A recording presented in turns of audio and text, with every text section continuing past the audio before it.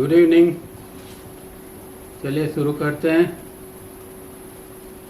पहले तो last time जो हमने पढ़ा था उसके बारे में कुछ क्लैरिफिकेशन देख लेते हैं। तो एक बात तो हमने देखी थी कि अवेयरनेस और कॉन्शियसनेस के बीच में एक ब्रिज बनाना पड़ता है, तब कॉन्शियसनेस का अनुभव होता है। अब खास करके योग की और जो ट्रेडिशनल परंपरा है उसमें यही मार्ग है, पर जैन बुद्धिज़्म जैसे कुछ ऐसे भी मार्ग है कि जिसके अंदर ये ब्रिज बनाते नहीं है पर डायरेक्ट जंप लगाने का प्रयत्न करते हैं। तो अवेयरनेस टू कॉन्शियसनेस, तो एक लोगों का एक प्रयत्न ये रहता है कि क्योंकि लंबी प्रोसेस में, लंबी साधना में वो जाना नहीं चाहते हैं, तो एक शॉर्टकट बनाने का प्रयत्न किया है। हालांकि कितना हो सकता है एक डाउटफुल है, पर उसके अंदर वो अवेयरनेस से कॉन्शियसनेस का जंप लगाते हैं और उसमें जो है, अब ऐसा करने पर जो हमने लास्ट टाइम जो पढ़ा था कि कई लोगों को अपने आप में कॉन्शियसनेस का अनुभव हो जाता है, पर क्योंकि कुछ ऐसा करते हैं इसके कारण उसके बॉडी ब्रेन सिस्टम जो है वो कॉन्शियसनेस का अनुभव नहीं कर सकती है।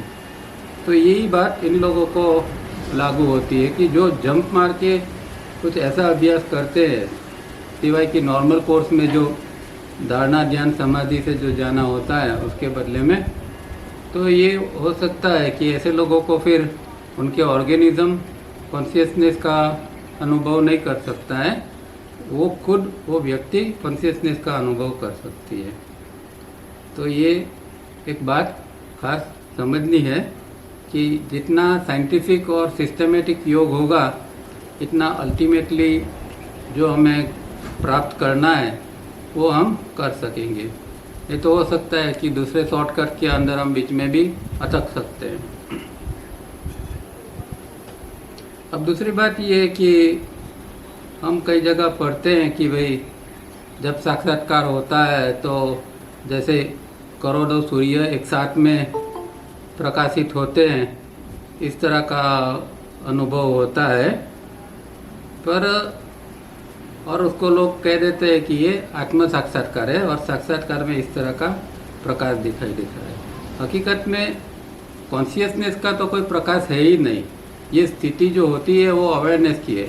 अवेयरनेस का जो उसका जो फाइनल स्टेज के अंदर हायर अवेयरनेस का अनुभव होता है तो उसमें प्रकाश दिखाई देता है, वो हो सकता है।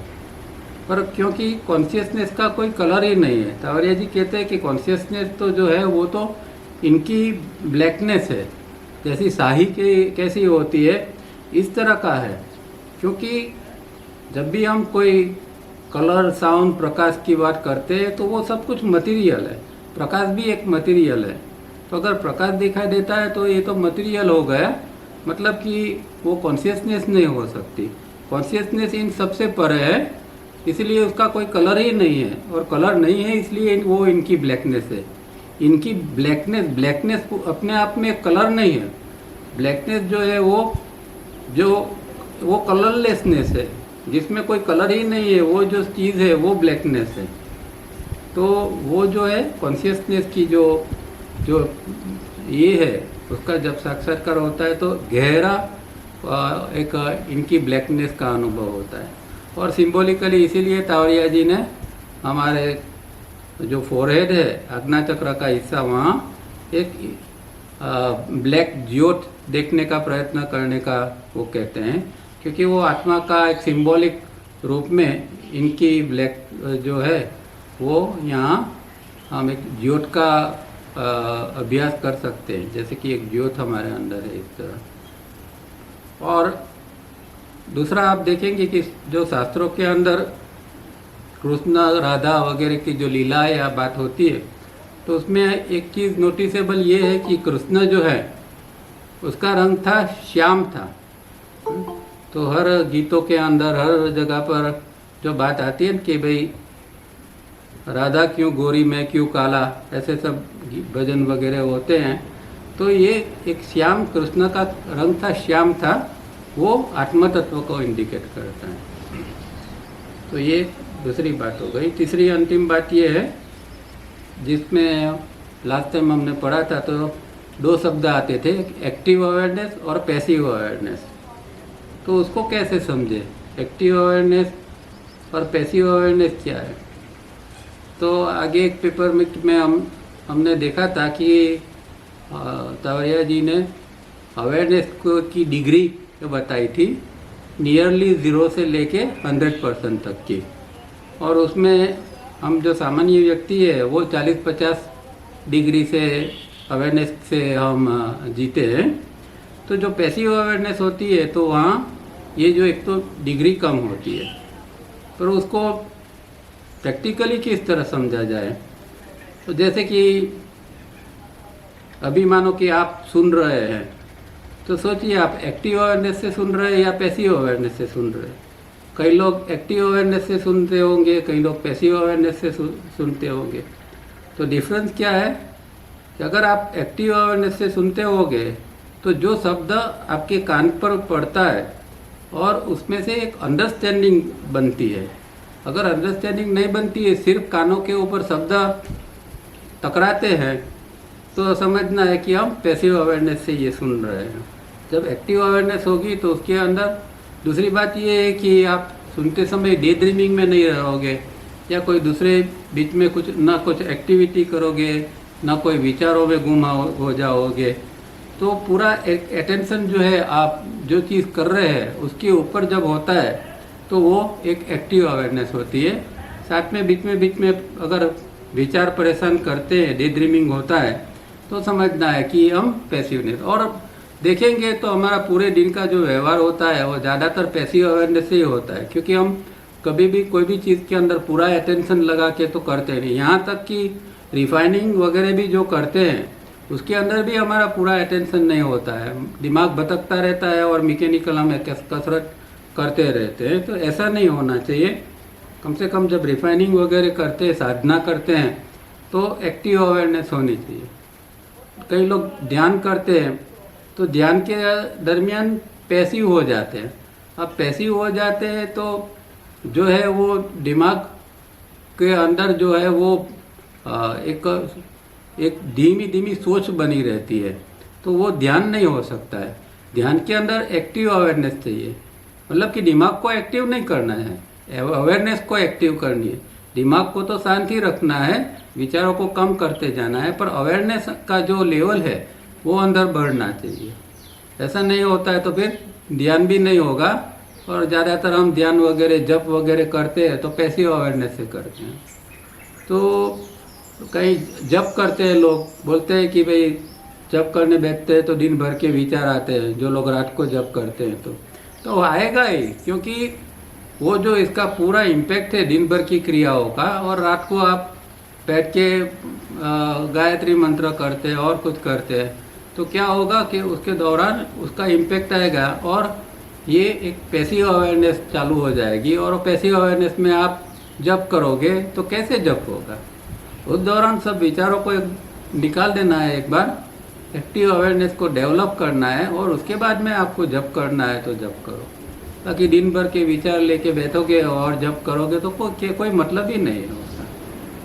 तो ये सारी चीज़ों को हमें देखना चाहिए। अब अगर एक्टिव अवेयरनेस से जीते हैं तो फ़ायदा क्या होता है?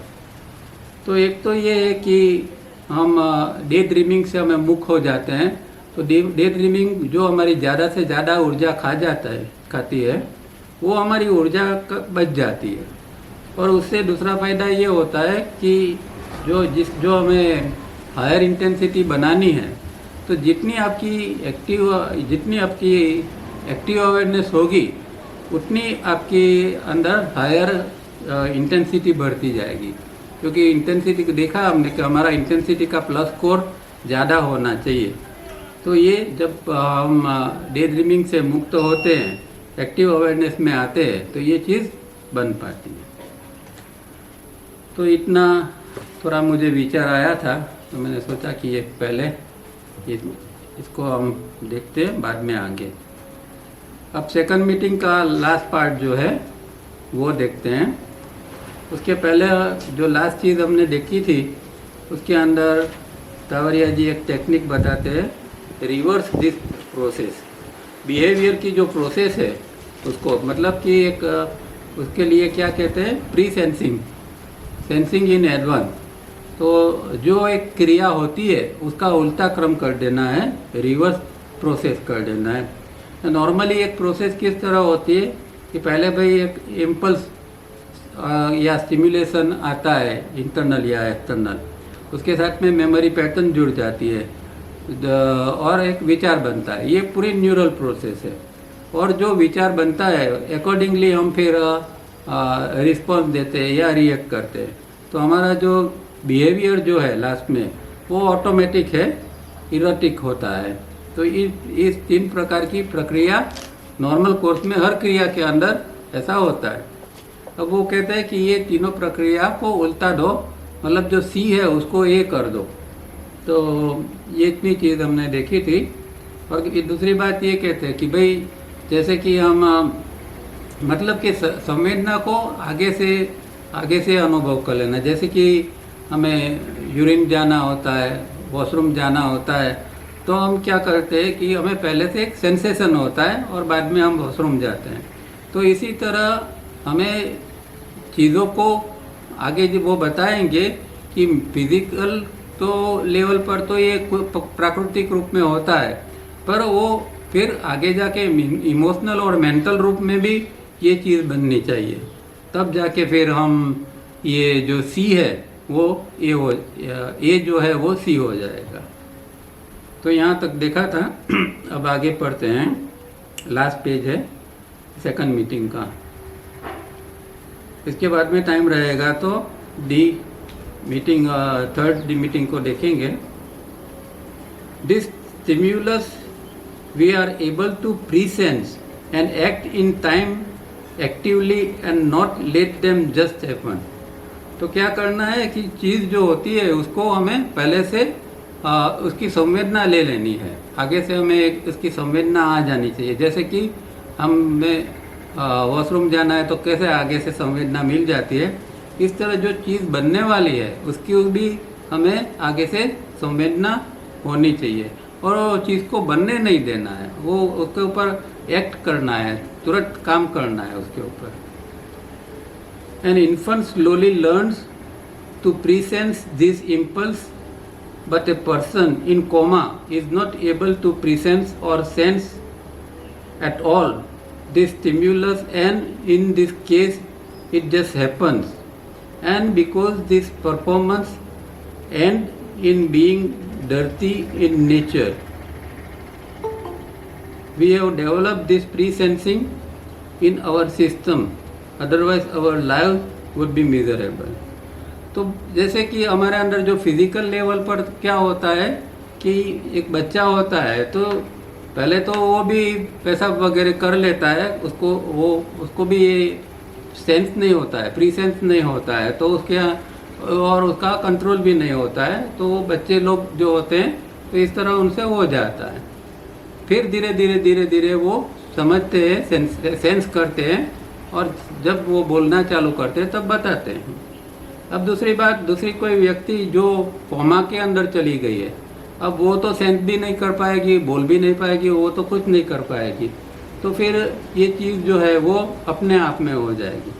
तो कहने का मतलब यहाँ है कि ये एक नेचर ने हमें एक सेंसिंग की एक एबिलिटी दी है, ताकि ऐसी एक हम डर्टी प्रोसेस के अंदर न चले। अगर मानो कि ये सेंस ही नहीं होता तो क्या होता, एक डर्टी प्रोसेस हो जाती और सब जगह, और फिर एक लाइफ भी मिजरेबल हो जाती। तो ये नहीं है, क्योंकि भगवान ने हमें ये सेंस करने की एक शक्ति दी है। ये फिजिकल लेवल की बात है, तो फिजिकल लेवल पर ये कुदरत ने शक्ति दी है। अब यही चीज़ मेंटल और इमोशनल लेवल पर हो सकती है कि नहीं, वो एक सवाल है। As regard hunger, thirst and sex, we have the pre sensing system develop also, but we do not make a proper use because the performance does not end in being dirty. तो यही बात है कि physical level के ऊपर तो हम इस चीज़ को जो भी है चाहे वो भूख है या प्यास है या सेक्स की इच्छा है, ये सारी चीज़ों को हम प्री सेंस कर सकते हैं। पर इसका हमने दूसरे लेवल के ऊपर इसका राइट यूज़ नहीं किया है, उसका प्रॉपर यूज़ नहीं किया है, और इसीलिए हमारे अंदर वो लेवल पर, साइकोलॉजी लेवल पर बहुत डर्ट जो है वो इकट्ठी हुई है। तो ये हमें काम करना है कि आगे जाके मेंटल और साइकोलॉजिकल लेवल पर भी अगर ये सेंस करके हम एक्ट करते हैं तो ये जो हमारे अंदर जो इतनी सारी ये डर्ट या जिसको हम कहते हैं कि इतने सारा कचरा इकट्ठा किया है वो इतना नहीं होगा और धीरे धीरे वो कम होता जाएगा।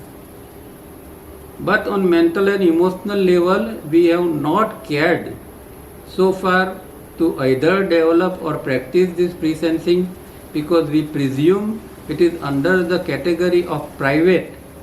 That is, no one can look into our thinking and our emotions. तो यहाँ हमने इस लेवल के ऊपर ये प्री-सेंसिंग का कुछ अभ्यास ही नहीं किया है और उसको डेवलप भी नहीं किया है, क्योंकि हमें लगता है कि भाई हमारा विचार तो प्राइवेट है, हमारे अंदर कौन झांकने वाला है और कौन झांक सकता है, कोई हमारे अंदर क्या चल रहा है वो कोई देख नहीं सकता है। इसीलिए हमने ये चीज़ इमोशनल और मेंटल लेवल पर नहीं की है और कचरा इकट्ठा करते रहे हैं, क्योंकि ये कचरा कोई देख नहीं सकता, इसलिए हमें उसकी बहुत परवाह भी नहीं है कि अंदर कितना कचरा हमने इकट्ठा किया है, वो खाली हम ही जानते हैं। तो पर ये गलत है, इसके कारण ही हमारा जो है वो हम आगे नहीं बढ़ पाते हैं। In absence of such pre-sensing, the stimulus impulse, it just happens automatically. To one who is controlled and developed, this type of behavior or performance appears as dirty as the above mentioned 3 cases. तो यहाँ जो है वो इस तरह की pre-sensing का जो अभाव है, एब्सेंस है, और उसके कारण जो है हमें ये चीज़ हमारे अंदर ऑटोमेटिकली हो जाती है। ये तीनों चीज़, इम्पल्स आता है, मेमोरी को मिलता है, विचार बनता है और हमारा एक्शन हो जाता है। ये सब मैकेनिकल न्यूरल प्रोसेस है, ऑटोमेटिक होता जाता है। पर इसके बदले में हमें जो है वो उसको अगर वो हम उसको मेंटल लेवल पर ये ऑटोमेटिक होती है तो वो भी एक प्रकार की गंदगी अंदर है।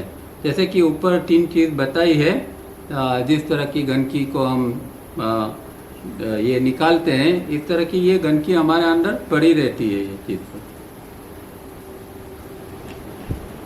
We must diligently develop this pre-sensing system to act in advance of the effect of stimulus impulse, whether external or internal, and not unaware of passive anymore.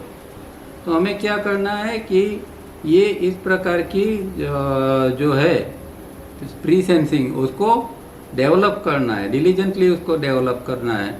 और अगर इस तरह की प्री सेंसिंग हमें होगी तो फिर हमें अकॉर्डिंगली हम इस तरह का एक्ट कर पाएंगे।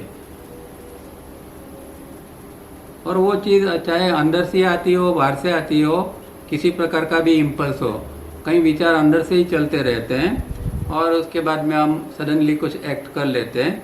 पर प्री सेंसिंग अगर डेवलप होती है तो फिर ऐसा नहीं होगा।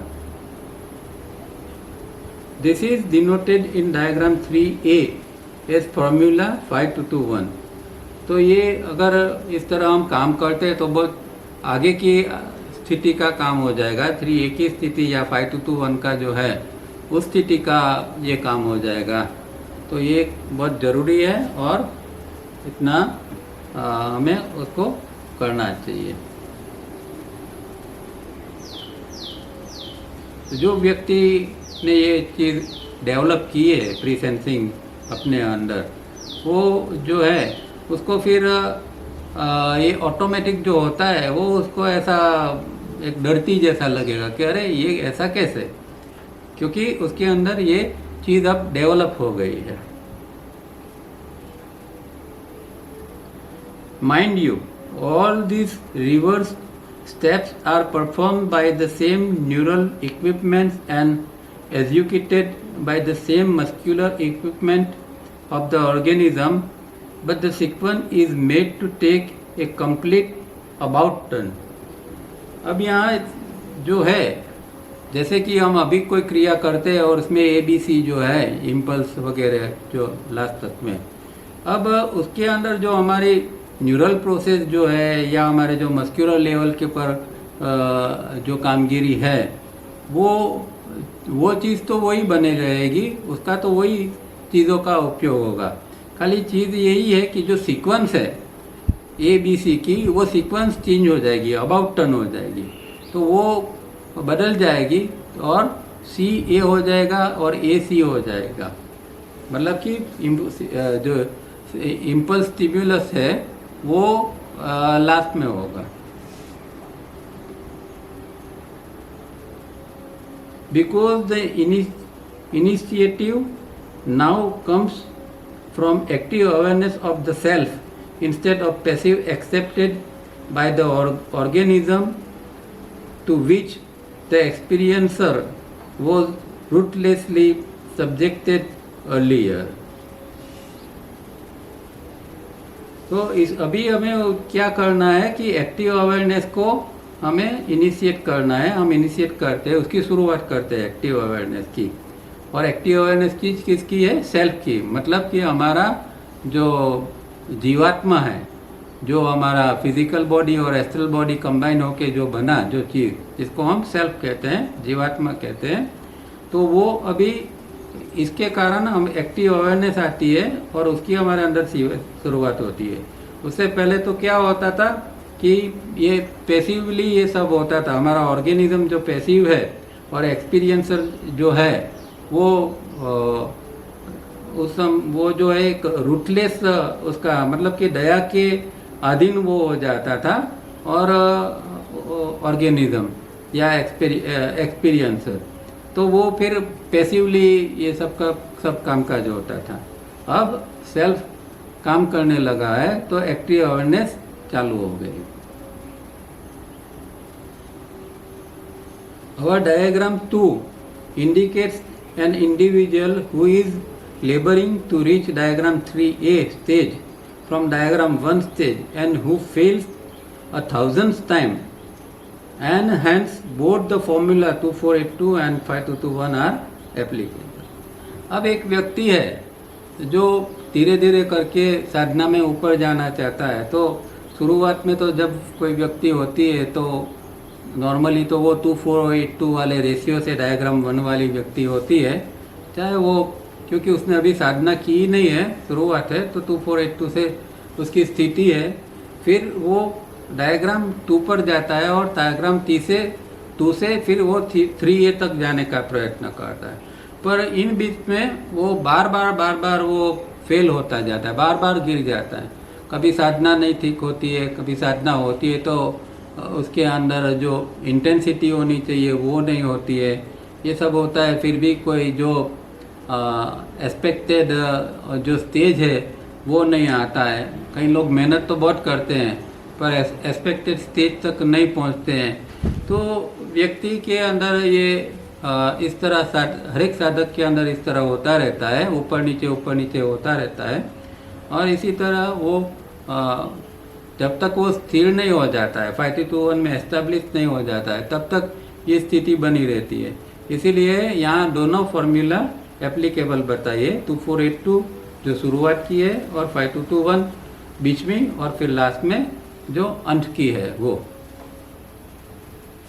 Now the self is active instead of the organism being passive. अब जो है वो सेल्फ हमारा एक्टिव हो गया।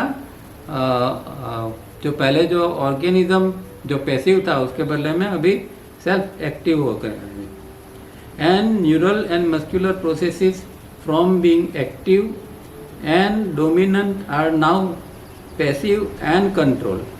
तो पहले क्या थी कि ये जो न्यूरल और प्रोसेस थी, मस्कुलर और न्यूरल प्रोसेस, वो स्थिति तो पैसिव थी, पर ये जो थे मतलब कि ब्रेन की प्रक्रिया और मसल्स की प्रक्रिया जो थी वो ज़्यादा एक्टिव थे और डोमिनेंट भी थे, उसका वर्चस्व भी ज़्यादा था। अब क्योंकि सेल्फ जो है वो अब डेवलप हो गया है, इसीलिए ये पैसिव हो जाते हैं और कंट्रोल भी हो जाता है। तो न्यूरल प्रोसेस और मस्कुलर प्रोसेस दोनों प्रोसेस अभी यहाँ पैसिव हो गए और कंट्रोल हो गए। But to think can be done easily is to fool our selves. तो अभी जो है वो हमें ऐसा लगता है कि ये जो मतलब यहाँ कहने का मतलब ये कि इस तरह चीज़ का विचार करना जैसे आसान लगता है, पर वो हमें अगर ऐसा सोचते हैं तो हम अपने आप को ही मूर्ख बनाते हैं। तो दो चीज़ है कि ये जो प्रक्रिया है वो इतनी लंबी है, क्योंकि ये 2482 से 5221 तक जाने की प्रक्रिया है। और अगर हम सोचते हैं कि भाई ये तो हो जाएगा, तो ये हमें अपने आप को एक मूर्ख बनाने जैसा है, क्योंकि अभी भी प्रक्रिया जो है ऑटोमेटिक है, धीरे धीरे उसको हम आगे ले जा रहे हैं। Ages of behaviour patterns which have dominated our yama and niyama and this in turn have dominated our asana and pranayama, that is our inner mental poise and our rhythmic breathing now have to be reversed actively, consciously, but by scientific method। तो जो जन्मों जन्म से हमारे अंदर ये behaviour एक pattern बन गई थी कि इस तरह ये किस तरह हम रिएक्ट करते हैं, ये रिएक्ट करने की या ऑटोमेटिक प्रोसेस की जो है वो एक पैटर्न बन गई थी। और वो जो है वो इसका ये इतना डोमिनेशन इसका था कि उसके कारण जो रियल फॉर्म में जो हम यम नियम का जो पालन करना होता है वो भी ना हम पालन नहीं कर सकते, क्योंकि वो यम नियम के अंदर तो जो हमें कुछ चीज़ों को स्ट्रिक्टली फॉलो करना होता है, तो अंदर एक पैसिव या ऑर्गेनिज्म जो इस तरह का पैसिव ऑर्गेनिज्म है वो कभी भी यम नियम को फॉलो नहीं कर सकता। तो यम नियम फॉलो नहीं होंगे तो फिर जो आसन और प्राणायाम जो है, और यहाँ आसन प्राणायाम का अर्थ भी बता देते हैं कि आसन मतलब अवर इनर मेंटल पोइज और प्राणायाम का मतलब अवर रिदमिक ब्रीदिंग।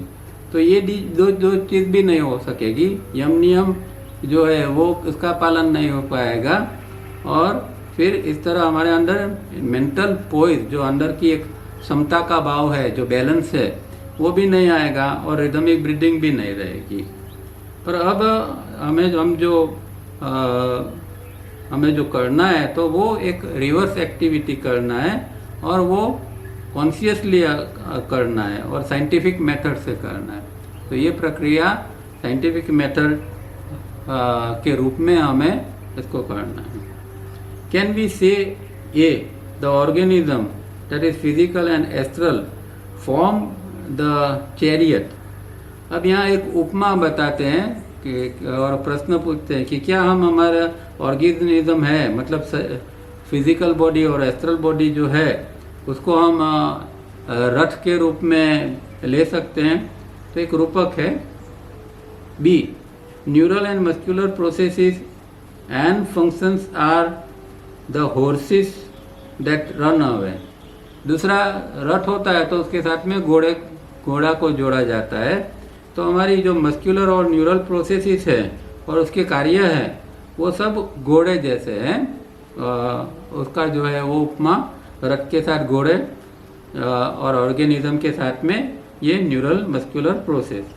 और तीसरा C, relationship between A and B, that is the range awareness passive to be now active. अब जो दोनों के बीच में ये ए और बी मतलब रथ और जो घोड़े हैं उसके बीच में जो रिलेशनशिप है, जो एक संबंध है, वो रेन मतलब कि जो लगाम, घोड़े की जो लगाम होती है, तो घोड़े की लगाम ये दोनों के बीच में का जो संबंध है वो लगाम का काम करता है। और वो चीज़ क्या है कि awareness passive to be now active. तो जो पैसिव अवेयरनेस थी उसके बदले में अभी एक्टिव अवेयरनेस। अब उसके अंदर जो बैठा है रथ के अंदर रथी, वो जो है वो कौन है? प्रिंस अर्जुन, माने कि डिसाइपल, शिष्य। He the being is Lord Krishna who is Ishwar, और जो अंदर बीइंग के रूप में जो बैठा है हमारा बॉडी ब्रेन सिस्टम में, ये रथ में, तो वो जो है वो लॉर्ड कृष्ण या हमारा ईश्वर। तो ये यहाँ सवाल पूछते कैन वी से, क्या इस तरह ये हो सकता है? एक जो है शरीर जो है वो रथ है, अंदर की जो प्रक्रिया जो अंदर ऑर्गेनिज्म के अंदर चल रही है वो घोड़े हैं, फिर घोड़े और रथ के बीच में जो संबंध है, मतलब कि अब जो एक्टिव अवेयरनेस हो गई है वो लगाम है, फिर अंदर जो बैठा है वो सेल्फ आत्मा, जीवात्मा, वो प्रिंस अर्जुन या डिसाइपल जिसको कहते हैं वो है, और साथ में अंदर हमारा बीइंग, मतलब कि जो हमारा ईश्वर, हमारा भगवान जो है वो लॉर्ड कृष्ण भी यहाँ है।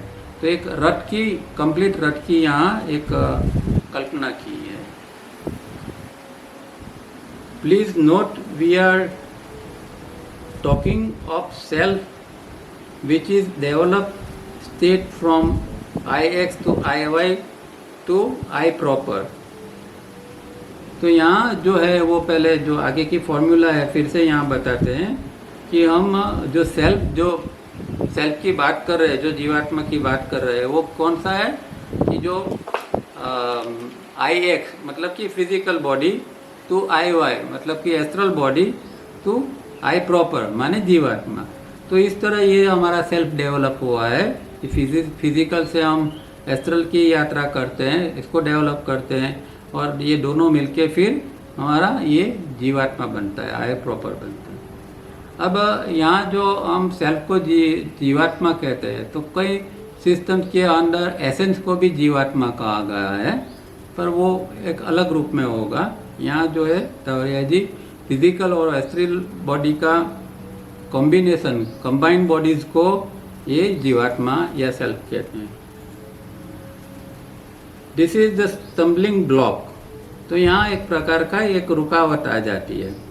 So we have to develop the self. तो यहाँ सेल्फ को डेवलप करना पड़ता है। अकेला फिजिकल या अकेला एस्ट्रल होगा, जो दोनों का कंबाइन नहीं होगा, तो फिर यात्रा, आध्यात्मिक यात्रा आगे नहीं हो सकती है। So what shall we do? तो हमें क्या करना चाहिए? In our following meetings, we shall practice the time-honored and time-tested yoga and Zen practices of achieving active awareness. 1. Build the self. तो अभी वो एक कोई टेक्निक आगे ऐसी बताएंगे, ऐसी प्रैक्टिस बताएंगे कि जो योगा के अंदर और ज़ेन के अंदर ये चीज़ जो है वो बहुत सम्मानित रूप में है और वो टेस्टेड है, मतलब उसको जांच पड़ताल कर गया, उसके ऊपर प्रयोग किए गए हैं। ऐसी कोई टेक्निक जो है वो हमें, जिसके द्वारा हम एक्टिव अवेयरनेस को डेवलप कर सकते हैं, ऐसी कोई टेक्निक। और अगर एक्टिव अवेयरनेस बनती है तो हमारा सेल्फ भी बन जाता है। We shall also practice scientific methods to reverse the sequence. और उसके साथ में ये रिवर्स द सीक्वेंस जो है वो किस तरह साइंटिफिकली करनी है वो भी, फिर यहाँ तो बहुत सारी चीज़ें तो बताई है, फिर आगे भी शायद बताएंगे। Remember, besides replacing passive awareness with active awareness, as we have noted on page 7, our activity should be beside neural process and function leading to experience. अब जो है उसके साथ में हमें जो पैसिव अवेयरनेस है उसको हमें रिप्लेस करके एक्टिव अवेयरनेस करनी है, और जो हमारी एक्टिविटी है न्यूरल प्रोसेस, जो न्यूरल प्रोसेस और जो मस्कुलर प्रोसेस जो आगे थी बताई थी, वो चीज़ भी हमें करनी है और उसका हमें एक्सपीरियंस करना है। तो ये सब साथ में करना है, एक्टिव अवेयरनेस को डेवलप करना है, सेल्फ को करना है, और इस तरह रिवर्स प्रोसेस जो है उसको भी हमें फॉलो करना है। What is this activity which we must develop? What is this something else? It is awakeness, the third stage. 1 मतलब first stage sleep and dreams 5 to 15 degree awareness. Second, waking and daydreaming 25 to 50 degree awareness. And third, awakenness 51 to 76 degree awareness. And forever be free from 2 normal waking. तो यो आगे देखे थे हमने, पीछे देखे थे, ये 4 प्रकार देखे थे। उसमें पहले जो हमारी स्थिति है वो स्लीप और ड्रीम्स की होती है, और उसके अंदर हमारी जो अवेयरनेस की डिग्री बहुत कम होती है, 5 से 15% तक ही हमारे अंदर अवेयरनेस होती है। हम जब सो जाते हैं और स्वप्न देखते हैं तो फिर जागृत होते हैं सुबह में, तो फिर हमारी थोड़ी अवेयरनेस बढ़ती है और फिर 25 से 50 तक जाती है। पर उसके अंदर भी हमारा डे ड्रीमिंग तो चालू रहता है, विचार वगैरह चालू रहता है। इन दोनों से ऊपर की जो स्थिति है वो थर्ड स्टेज है, और उसको अवेकननेस कहते हैं, जागृति, रियल सेंस में जागृति। और ये जब अवेकननेस होती है तो ये दूसरी स्थिति जो है वेकिंग की, वो जो सामान्य जागृति की स्थिति है वो कायम के लिए फिर समाप्त हो जाती है। एक बार अवेकननेस हो गई अगर सही ढंग से, तो फिर वो दूसरी स्थिति में जाएगा नहीं, दूसरी स्थिति से जिएगा नहीं, वो हमेशा ये थर्ड स्टेज 51 to 76 डिग्री के अंदर ही वो हमेशा रहेगा अवेयरनेस की। We must now continue our rhythmic breathing from the notes of our first meeting.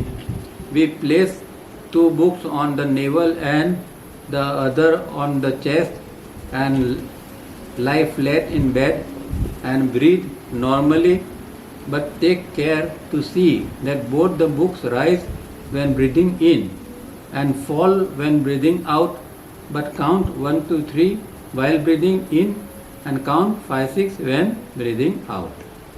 तो ये टेक्निक जो पहले उन्होंने इनर डिसिप्लिन में भी ये टेक्निक बताई थी, ये और फर्स्ट मीटिंग में जो बताई होगी, वो यहाँ फिर से ज़रा उसको याद करते हैं कि भाई आपको ये प्रैक्टिस भी करनी चाहिए, जिसके अंदर फ्लैट सो जाना है और एक बड़ी किताब चेस्ट के ऊपर रखना है और एक पेट के ऊपर रखना है, और फिर हमें श्वास लेना है और श्वास लेते समय काउंट करना है 1 2 3, और उस दौरान दोनों बुक्स जो है वो साइमल्टेनियसली ऊपर आनी चाहिए, ऊपर उठनी चाहिए।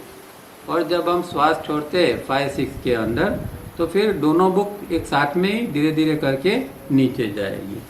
तो ये टेक्निक तो पुरानी है, पर कई लोगों ने की है, कई लोगों ने नहीं भी की है, क्योंकि ये तो जो है 94 का पेपर है, उस समय म्यूज़िक नहीं आया था, सॉरी 84 का म्यूज़िक आया 88 के अंदर। तो उस दरम्यान वो खाली काउंटिंग ही कराते थे 1 2 3 5 6, एग्जैक्टली म्यूज़िक नहीं था। अब हमारे पास म्यूज़िक आ गया है, तो हम कई लोगों ने ये टेक्निक की नहीं है, पर ये करनी चाहिए, क्योंकि इससे एक फ़ायदा ये होता है कि जो हमारा डायफ्राम सिस्टमेटिकली किस तरह काम करना चाहिए वो इस टेक्निक से हो सकता है। और इसीलिए सालों के बाद भी कई लोगों का डायफ्राम जो है वो सही ढंग से अभी भी नहीं चल रहा है। इसका कारण यही है कि ये टेक्निक शुरू से फॉलो नहीं की है।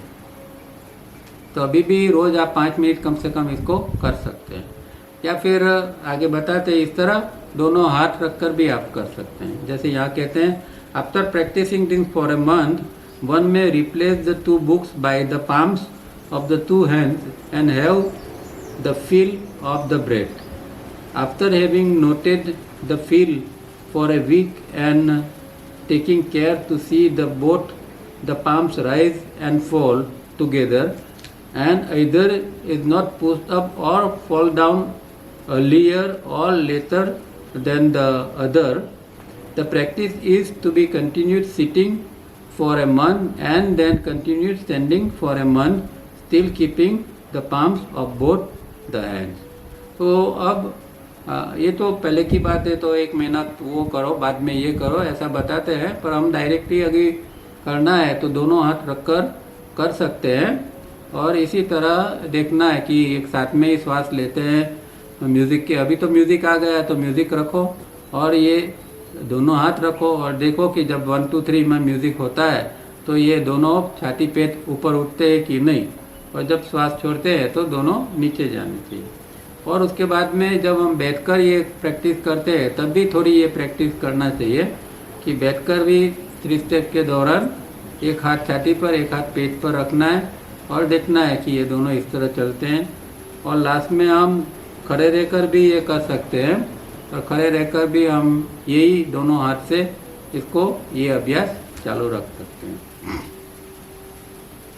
Once it has become a clear memory pattern and the technique has been firmly established over a period of more than 3 months, the palms may not be used. The period of this practice is to be increased consciously month after month, and besides the daytime exercise also practice is at the time of falling to sleep. तो ये इस तरह ये हमें धीरे धीरे करना है और फिर दिन भर में भी इसको धीरे धीरे करके कंटिन्यू करते जाना है। अब तो म्यूज़िक है तो बहुत आसान है, अब कहीं पर भी है म्यूज़िक बजाओ और उसके साथ में ये प्रैक्टिस करते जाओ। और ख़ास जो करना है वो रात को सोते समय अवश्य करना है, क्योंकि ये जो है ये 3 स्टेप रिदमिक ब्रीदिंग हम कॉन्शियसली लंबा नहीं कर सकते हैं, उसकी एक हैबिट हो जानी चाहिए। और हैबिट बनाने का तरीका ये है कि जब जागृति से निद्रा में हम जाते हैं उस दौरान कोई भी चीज़ की हम हैबिट बना सकते हैं। तो जब हम रात को सोते हैं तो जागृति से निद्रा में हम जाते हैं, उस दौरान अगर 3 स्टेप हमारा चालू है तो इसकी हैबिट बनने की संभावना बन जाती है। और हैबिट बन गई तो फिर उसके ऊपर ध्यान देने की भी ज़रूरत नहीं रहेगी, आप अपना कामकाज करते रहोगे और कुछ भी करोगे और साथ साथ में ये 3 स्टेप रिदमिक ब्रीदिंग भी चलता जाएगा। From our next meeting we shall add slowly a few simple exercises needed to keep the physical body in shape and the emotional body a little in shape also, otherwise there could be a source of great obstruction to soul cognition as sage Patanjali would say। तो अभी आगे वो और भी exercise बताएंगे, क्योंकि उस समय तो शायद ये रिफाइनिंग का प्रोग्राम बना नहीं था, कुछ कुछ एक्सरसाइज वो बताते थे। तो इस तरह इस सीक्वेंस में क्या हम जिस तरह सीक्वेंस में हम करते हैं रिफाइनिंग और रिवर्स के साथ में, वो उस समय ये सारी चीज़ें बनी नहीं थी, इसलिए वो कहते हैं कि आगे हम कुछ फिज़िकल बॉडी को शेप में लाने के लिए, प्रमाण सर उसको बनाने के लिए और इमोशनल बॉडी को भी साथ में इस तरह बनाने के लिए हम कुछ एक्सरसाइज सीखेंगे। मतलब यहाँ इशारा तो रिफाइनिंग के ऊपर ही है जो कि उन्होंने बाद में डेवलप की थी, तो वो भी बिना म्यूज़िक भी वो शायद फिर वो कराते थे। और अगर ये दोनों करना, ये फिज़िकल और इमोशनल प्रैक्टिस दोनों के लिए करना इतना ज़रूरी क्यों है कि नहीं तो फिर जो आत्मा का दर्शन जो है सोल कॉग्निशन, उसके अंदर फिर एक ग्रेट ऑब्स्ट्रक्शन बन जाएगा, मतलब कि एक रुकावट बन जाएगी। अगर फिज़िकल बॉडी और एस्ट्रल बॉडी का जैसे हमने देखा वो एक दूसरे के साथ सिंक्रोनाइज नहीं होते हैं, श्वास और प्राण जो है वो सिंक्रोनाइज नहीं होता है ये सब एक्सरसाइज के बिना, तो फिर ये सोल कॉग्निशन के अंदर एक रुकावट बन जाता है। तो यहाँ पेपर ख़त्म होता है, टाइम तो हमारे पास है तो थोड़ा पढ़ेंगे, पर इसके पहले किसी को कोई प्रश्न है तो पूछ सकते हैं, क्योंकि सफिशिएंट टाइम है तो पहले प्रश्न ले लेते हैं, बाद में हम थोड़ी देर ये 3rd मीटिंग भी पढ़ेंगे। बोलिए, कोई प्रश्न है तो। गुड इवनिंग, बोलिए सर। हमको पता कैसे चलेगा कि हमारा फिजिकल बॉडी और एस्ट्रल बॉडी दोनों एक साथ सिंक्रोनाइज हो रहा है?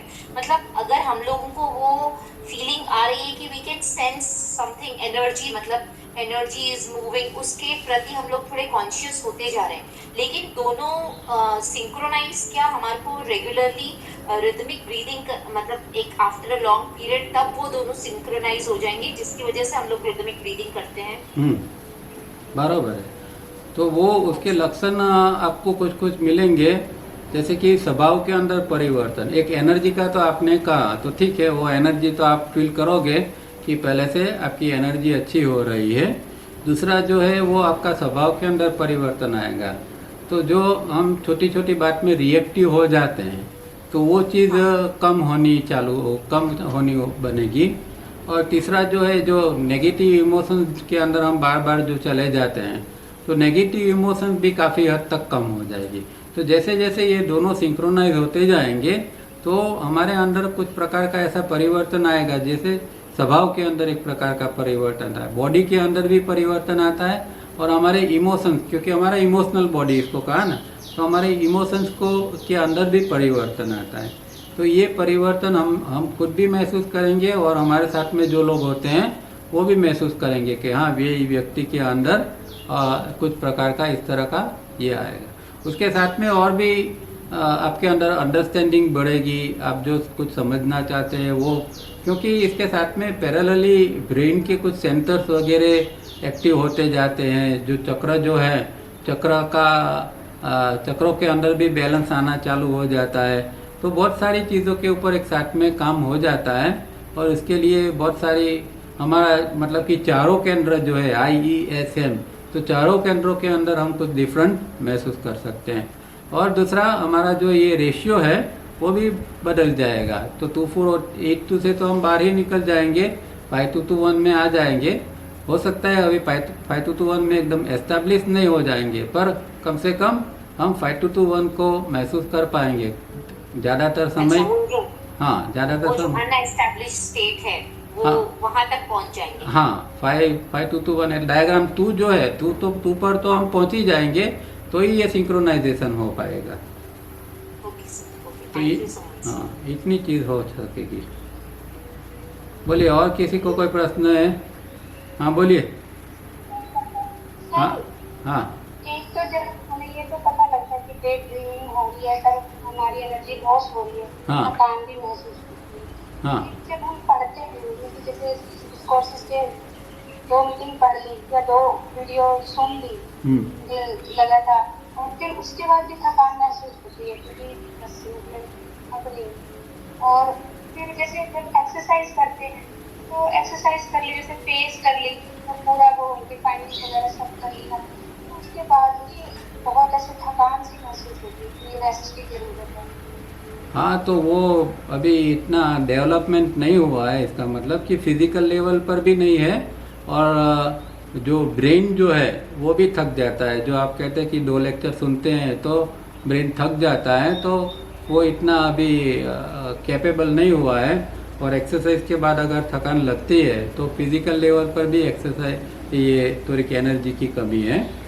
तो साथ में कुछ आप सप्लीमेंट्री कुछ ले सकते हैं, और उसके साथ में ये एक्सरसाइज करो। और धीरे धीरे एक्सरसाइज के अंदर अगर 3 मिनट में थकान लगती है तो फिर 2 मिनट ही करो, और फेस करते हो तो फेस भी 3 राउंड के बदले में 1 राउंड करो।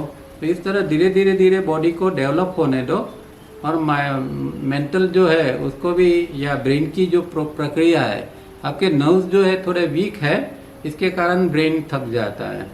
तो ये सब धीरे धीरे धीरे करके डेवलप करो, तो थोड़े समय के बाद में अच्छी तरह हो पाएगा। 3 स्टेप के ऊपर ज़्यादा भार दो, 3 स्टेप धीरे धीरे बढ़ाओ, तो उससे भी एनर्जी आपकी सेव होती जाएगी। ठीक है। और एक वो जो फेस क्या मिलता है कि तीनों स्टेप ना करके, जैसे 3 राउंड वो जो पहले 12 है, फिर 36 है, फिर 18 है, हाँ, उसमें से कोई एक कर ले या फिर ऐसे? नहीं, आपको देखो, सबसे पहले तो हमने जिस तरह बताया है, खाली जब आप उसके ये फिजिकल मूवमेंट को आप सीखते हैं तो आपको 12 के ऊपर ही करना है, दूसरी रिदम पर नहीं करना है। तो रोज़ 5-10 मिनट आपको 12 की रिदम के ऊपर ही आप मूवमेंट को ठीक ठाक करो, और उसके बाद में 36 की रिदम के ऊपर ट्राई करो। ये सब ठीक ठाक होता है तो फेज़ 1 चालू करो, और फेज़ 1 के अंदर भी सिर्फ 1 ही राउंड करो, और फिर और डेवलप होता है तो 2 राउंड 3 राउंड इस तरह फेज़ 1 कंप्लीट करो। तो ग्रेजुअली आप धीरे धीरे जाओ। 1 राउंड में ये तीनों एक साथ तो मतलब जब होते तब वो एक राउंड होता है। हाँ। 12, 18 हाँ बिल्कुल। 26 वाला है। हाँ हाँ हाँ। तो पूरा फिर वो एक राउंड हाँ। एक राउंड ही करते हैं सर। एक राउंड में 13 मिनट होती है, उसमें पहली 3 मिनट 12 की रिदम पर, दूसरी 36 कर 3 मिनट, तीसरी 18 के ऊपर 3 मिनट, चौथी लेट कर 3 मिनट करना है 3SRB, और 1 मिनट पोस्चर करना है। इस तरह 13 मिनट का फेज 1 का राउंड होता है। ठीक है सर, इसी बारे में ना मुझे भी एक छोटा सा कुछ क्वेरी थी, आपको पूछना था। हाँ। कि जब मैं 1 मिनट ये जो मैं 3SR भी करती हूँ रिफाइनिंग ये सब, तो सर मेरे को ना इसमें जो स्टेकेटो ब्रीदिंग है और जो स्क्वायर ब्रीदिंग है ना, मुझे होता है वो थोड़ा और वो ज्यादा करने की लालच होती है। तो मुझे ना उससे ना बहुत ऐसे बिल्कुल शून्य मतलब कुछ बहुत अलग सा अनुभव होता है। तो ऐसे होता है क्या इसको थोड़ा और बढ़ा सकती हूँ सर, मैं उसको थोड़ा ज्यादा कर सकती हूँ? नहीं, वो कर सकते हैं, पर एक बार रिफाइनिंग का प्रोग्राम खत्म हो जाने दे। मतलब कि 3-3 मिनट का जो रिफाइनिंग करना है, और वो जो म्यूजिक वगैरह भी इस तरह सेट किया है, तो बीच में करोगे तो वो सब थोड़ा ये हो जाएगा। तो एक बार पूरी 9 की 9 एक्सरसाइज रिवर्स के साथ में ख़त्म करो, गोल नकेट भी ख़त्म करो। बाद में फिर आप जितना भी करना है चौथी या 5वीं एक्सरसाइज वो कर सकते हैं, नो प्रॉब्लम। हाँ ओके। और किसी को कोई प्रश्न है? चलिए, प्रश्न नहीं है तो अभी 10 मिनट है तो थोड़ा पढ़ते हैं। Third meeting of second series, date 16th August 1984. In our 2 meetings, what we are trying to stress is that we may have a clear understanding from the beginning that this physical body and brain is for the purpose that we may be able to live in this physical world and find life meaningful. No other type of brain can enable us to live in this physical world and find life meaningful. अब देखो यहाँ क्या बात करते हैं कि परमात्मा ने जो हमें ये बॉडी ब्रेन सिस्टम दिया है, जब हम बॉडी ब्रेन सिस्टम शब्द यूज़ करते हैं तो तीनों बॉडी और तीनों ब्रेन की बात आती है, जिसका उल्लेख तावरिया जी ने किया है। तो 3 बॉडी जो होते हैं वो फिजिकल बॉडी, एस्ट्रल बॉडी और मेंटल बॉडी, और उसके तीनों के अपने अपने ब्रेन्स है। तो फिजिकल बॉडी का फिजिकल ब्रेन है, एस्ट्रल बॉडी का जो ब्रेन है उसको मनस कहते हैं, और तीसरा जो मेंटल बॉडी का जो ब्रेन है उसको बुद्धि कहते हैं। बुद्धि मतलब यहाँ प्रज्ञा के रूप में। तो 3 प्रकार के ये हैं। अब जो फिजिकल, क्योंकि हम फिजिकल वर्ल्ड में जीते हैं, ये जो हम पृथ्वी पर जी रहे हैं, तो ये फिजिकल वर्ल्ड है हमारा। तो फिजिकल वर्ल्ड के लिए में जीने के लिए हमें फिजिकल बॉडी और ब्रेन अनिवार्य रूप से चाहिए, वरना इस पृथ्वी के ऊपर जो चल रहा है, जो लाइफ है, वो मीनिंगफुल नहीं रहेगी, वो हम महसूस नहीं कर पाएंगे। तो इसके लिए भगवान ने ये दिया है हमें फिजिकल ब्रेन और फिजिकल बॉडी और फिजिकल ब्रेन, जिससे हमारी लाइफ फिजिकल वर्ल्ड के अंदर मीनिंगफुल रह सके। You will realize that this physical world of ours is planet Earth, which some call in contempt a space of dirt, is a rare type of planet, and our search for another such planet in 2000 light years cube may not be fruitful. अब ये जो पृथ्वी भगवान ने ये जो हमारा ग्रह बनाया है फिजिकल, ये अर्थ, जिसको कई लोग द्रुना से एक धूल भरा, मिट्टी भरा प्लेनेट भी कहते हैं, ये तो उनकी अपनी जो समझ है वो, पर ये एक ब्यूटीफुल एक प्लेस है, एक अर्थ है जो मीनिंगफुल है जीने के लिए, क्योंकि इसके अंदर सब कुछ है। जो हमें 5 तत्व की जो ज़रूरत होती है, वो 5 तत्व इस पृथ्वी हमें देता है। हमें पृथ्वी तत्व मिलता है, उसमें से हवा यहाँ से हमें मिलती है, पानी मिलता है, सब कुछ यहाँ एटमॉस्फेयर है। तो जो चाहिए वो सब कुछ भगवान ने यहाँ बनाया है, भगवान ने यहाँ इस तरह का ये किया है कि ताकि हम यहाँ आसानी से जी सके इन तत्वों के द्वारा। पर अगर आप ऐसा प्लेनेट ढूंढने जाओगे तो 2000 लाइट ईयर्स 2000 लाइट ईयर्स के उसके दायरे में कहीं भी ऐसा अनोखा प्लेनेट नहीं मिलेगा। ऐसा भगवान ने ये प्लेनेट बनाया है। In such a rare world and such a rare body and brain are given to us. Do not unwisely abuse, misuse or just throw them away, saying parrot like that they are illusory. तो ये एक अद्भुत शरीर और उसका जो brain है वो भगवान ने बनाया है और हमें दिया है। और इसी तरह ये धरती है, ये जो हमारा वर्ल्ड है, पृथ्वी है, वो भी एक अद्भुत है। और ये जिसको दुर्लभ है, ऐसी चीज़ें हैं ये, उसको हमें गलती से भी या जिसको हम अनवाइज कहे, इस तरह इसको हमें एब्यूज़ नहीं करना है, मिसयूज़ नहीं यूज़ करना है, उसका दुरुपयोग नहीं करना है, इसका गलत उपयोग नहीं करना है। और इसको एक गलत रूप से इसका उपयोग करके, दुरुपयोग करके फिर जीवन समाप्त कर देते हैं। जैसे एक जीवन ही फेंक दिया, तो बहुत सारे लोग इस तरह से जीवन का, ये शरीर का दुरुपयोग करते हैं और जीवन फिर एकदम बहुत खराब रूप में समाप्त होता है, पेनफुली, दुख के साथ में। तो ऐसा नहीं होना चाहिए। न कि कुछ लोग जैसे वेदांती लोग कहते हैं कि भाई ये तो सब माया है, ये शरीर भी एक माया है, इल्यूजरी है, ये तो भ्रम है। तो ऐसा भी हमें तोते की तरह नहीं बोलना है। ये शरीर का एक उपयोग है और शरीर के बिना आध्यात्मिक यात्रा भी नहीं हो सकेगी। तो उसको इल्यूजरी कहना वो भी गलत होगा, और इसका मिसयूज, एब्यूज़ करना वो तो सबसे गलत होगा। No one as yet has given us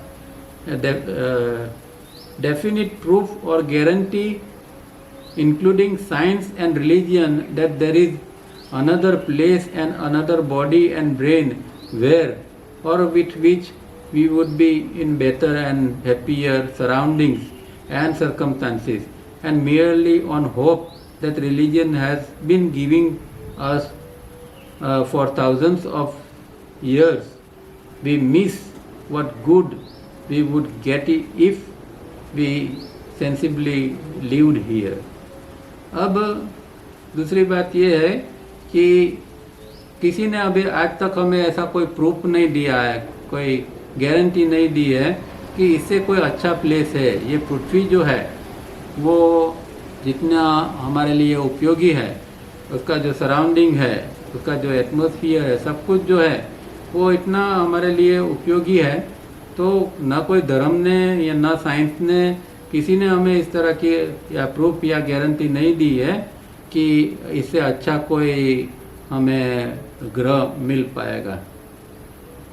and merely on hope that religion has been giving us, और अगर हम ऐसी आशा करते हैं हजारों साल तक कि भाई कोई धर्म हमें ऐसा कुछ दे देगा इस तरह का, और जो हम अगर सेंसिबली अगर हम यहाँ जिए होते हैं तो हम कुछ गुड, जिसको ईस्ट कहते हैं, समथिंग गुड, तो इस तरह का हमने मिस कर दिया है। पर ये एक जो कई बार, क्योंकि ऐसे रिलीजन वगैरह भी इस तरह की होप देते हैं हमें कि भाई इससे तो और भी अच्छी, और स्वर्ग नरक की जब बात आती है तो फिर इस तरह की बात आती है। पर आज की तारीख में हमारा जो अनुभव है, स्वर्ग नरक की बात तो बाद में जब मर जाता है तब में, आज हम जिंदा है तो इससे अच्छी कोई प्लेस बताओ, मरने की बात तो बाद में। तो कोई इससे अच्छा कोई हमें मिलेगा नहीं, चाहे हमें रिलीजन होप दे या कोई और होप दे, इसका कोई मतलब नहीं है। You may think I am not at all dependable person, for one day I say it is useless and another day I call it rare. क्योंकि वो हर समय कुछ अलग अलग लिखते हैं, और वो अलग जो लिखते हैं वो कौन से रेफरेंस में, कौन से कॉन्टेक्स्ट में, वो हमें समझना है। नहीं तो ऐसा लगेगा कि सब कॉन्ट्राडिक्टरी हैं। तो हो सकता है कहीं ने उन्होंने ऐसा भी लिखा हो कि ये शरीर तो कोई काम का नहीं है, और यहाँ लिखते हैं कि ये शरीर तो बहुत काम का है। तो ऐसा कॉन्ट्राडिक्टरी लगेगा, पर वो कौन से रेफरेंस में वो बात करते हैं वो हमेशा देखना है।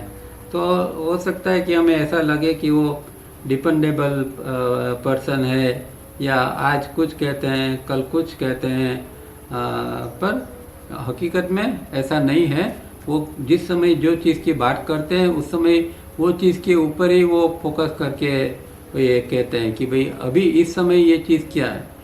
तो हो सकता है कि भाई ये बॉडी आज की तारीख में तो हमारे लिए एकदम दुर्लभ और उपयोगी है ही।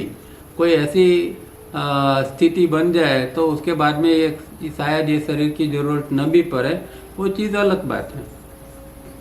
Only because if this body and brain are so rare, there may be possibilities that they may be really much wonderful, but not finding their wonderful aspect, we only see their limitations. That is, not finding their inherent design, we criticize the structure. अब ये जो body है वो अगर rare है, वो दुर्लभ है, तो उसके अंदर एक संभावना भी बनती है कि भाई ये और भी अच्छा और वंडरफुल हो सकता है।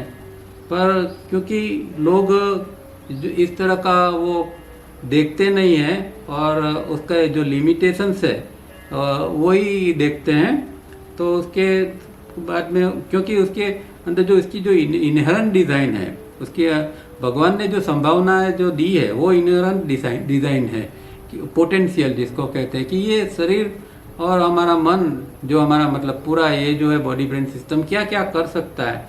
तो इसकी एक इनहेरेंट डिज़ाइन है, अंदर संभावना बहुत सारी पड़ी है। हम पूर्णता तक जा सकते हैं, हम बॉडी ब्रेन विकास को कंप्लीट कर सकते हैं, डेवलप कर सकते हैं, ये सारी संभावना है।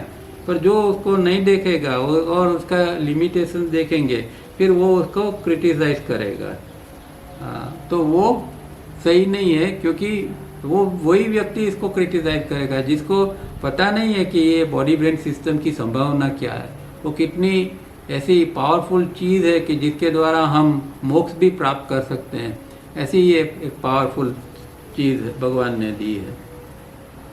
हाँ बोलिए बोलिए बोलिए। वो लास्ट अपने जो ये अभी जो स्पिरिचुअलिटी की बात नहीं है, वो मैं थोड़ा पूछने वाला था, लेकिन मतलब ऐसा एज यूजुअल मैं तो लेट हो जाता हूँ पूछने में। हाँ तो ये अर्जुन ये साहब ने ये जो कंपेरिजन जो दिया है अपना रथ और ये लगाम, हाँ घोड़े के लगाम रथ, हाँ हाँ और अर्जुन, हाँ तो साहब ने ये बात इनडायरेक्टली कही है, क्योंकि जो ईश्वर जो है वो हमारे में तो स्थित है। हाँ भगवान जो है हमारे में स्थित है। हाँ तो जो साहब कहते हैं कि जो साइलेंट जोन में एक बिंदु है, वो भगवान की बात तो नहीं कर रहे हैं। हाँ, तो वो मतलब कि जो आत्म तत्व तो हमारे अंदर है, वो बिंदु के अंदर है, वो तो एक जगह साहब ने ऊपर पद में बताई है, वो बात तो बराबर है। पर ये जो एक जनरल कंपैरिजन बताया है कि जो बाहर के इस तरह रथ होता है उसके अंदर क्या क्या चीज़ है, तो बाहर के रथ के अंदर रथ अपने आप में रथ है, फिर घोड़े हैं, फिर लगाम है, फिर अंदर जो बैठा हुआ होता है और गाड़ी चलाने वाला, रथ चलाने वाला होता है। इस तरह की 4-5 चीज़ें होती है, ठीक है। तो ये सारी चीज़ें हमारे बॉडी ब्रेन सिस्टम के अंदर, जो टोटल बॉडी ब्रेन सिस्टम है उसके अंदर ये सारी चीज़ें पड़ी है, इंक्लूडिंग आत्मा, या जिसको हम परमात्मा लॉर्ड कृष्ण का है वो। और ये जो आप कहते हैं तो वो आत्मा की जगह अगर आप कहेंगे, हम कहें उसकी बात करना चाहते हैं, तो वो बिंदु चक्र है। बिंदु चक्र के अंदर हमारा आत्मा बैठा हुआ है। इसलिए तावड़े जी कहते हैं ना कि bindu is the seat of the soul, इस तरह वो कहते हैं, बराबर। तो ये ही एक जो इनकी दाग की बात जो करते हैं वो बिंदु चक्र की बात करते होंगे सर?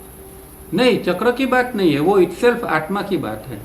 चक्र तो देखो, चक्र हमेशा जो है वो एस्ट्रल का पार्ट है, और आत्मा तो सबसे परे है ना। आत्मा जो है वो तो, ये तो आत्मा ने तो ये धारण किया हुआ है, physical body, astral body, mental body, ये तो आत्मा ने एक प्ले के लिए उसको उसने ये धारण किया है, रखा है। पर ये कोई चक्र या कोई बॉडी, वो आत्मा नहीं।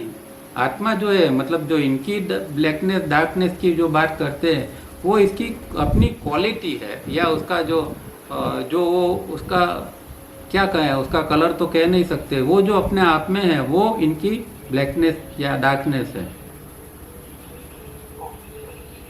बराबर, ओके। चलिए तो यहाँ रुकते हैं, नेक्स्ट टाइम फिर मिलेंगे और आगे ये कहेंगे। चलिए, हाँ प्रणाम प्रणाम, थैंक यू सबको, प्रणाम। सर कुछ लोग जो कहते हैं कि ये रंग वो रंग, ये रंग दिखता है, हाँ। आज आप सुनता और ब्लैक की बातें की, तो ये सारी चीजें ये सबके परे हो जाएगी कि बिंदु चक्र में हमारी आत्मा है। हाँ। और वहां पर जाने वो जो शिखर चोटी जो भी राजू भाई भी पूछ रहे थे, हाँ। और आज पूरम जी ने भी बहुत अच्छा पूछा। हाँ। तो ये सारी चीजों का नेक्स्ट टाइम मैं फिर से थोड़ा सा इसका चाहूंगी जानकारी। ठीक है, ठीक है, वो तो मैंने पहले ही बताया ना कि जो प्रकाश वगैरह लोग क्योंकि ऐसा लिखते हैं, कलर देवी देवता का दर्शन हुआ, लाइट जैसा लगता है, ये लगता है, वो लगता है, और लोग फिर ऐसे भ्रमना में पड़ जाते हैं कि देखो हमने तो भगवान ने आके दर्शन दे दिए। ये सब ज़्यादातर इल्यूजन होता है, और जो अगर प्रकाश सही में भी दिखता है तो वो भी अवेयरनेस का पार्ट है, वो कॉन्शियसनेस मतलब आत्म तत्व तो है ही नहीं, ऐसा समझना पड़ेगा। ठीक है, अच्छा जी जी सर।